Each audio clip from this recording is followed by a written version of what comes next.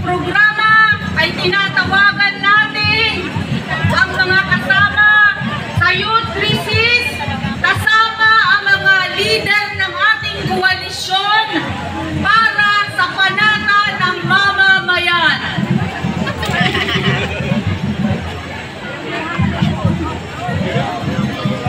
Tinatawagan natin ang mga kasamang mangunguna sa hanay ng Youth Crisis para sa panata ng mamamayan.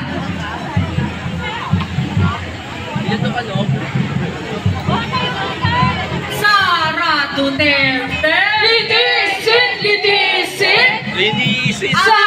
Ang ating panawagan sa mga senador nung nakaraan, malinaw, forthwith, hindi forthwith.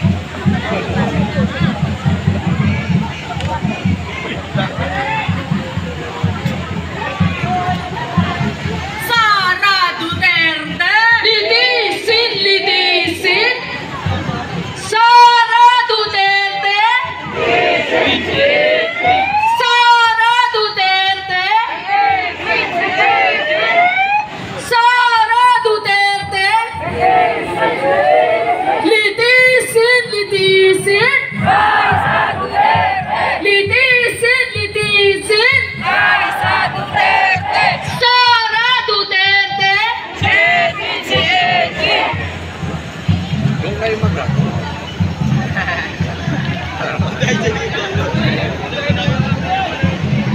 At ngayon ay ibinibigay natin ang panata ng mamamayan sa pangunguna ng Youth Resist.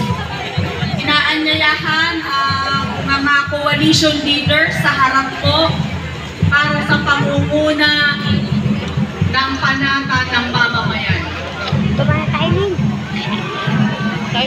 Ating mga senador kahapon ay nanumpa bilang mga senator judges at si Senate President Jesus Cordero ay nanumpa bilang presiding officer at kinunvene ang impeachment trial court. Pero ang kanilang panunumpa ay huwad sapagkat marami sa kanila, labing walo sa kanila ay huwad. Kaya tayo bilang mga mamamayang Pilipino mula sa sektor ng mga manggagawa, kabataan, estudyante, mga kababaihan, mga maranatang lungsod at iba pa ay narito ngayon upang manumpa. Kaya sabayan ninyo kaming mga kabataan, itaas po ang ating kanan na kamay, tayo po ay manunumpa. Ay, banggitin ang inyong mga pangalan. Do solemnly swear that I will faithfully and conscientiously fulfill my duty as the citizen of the Philippines and to serve and defend its fundamental law, do justice to every person,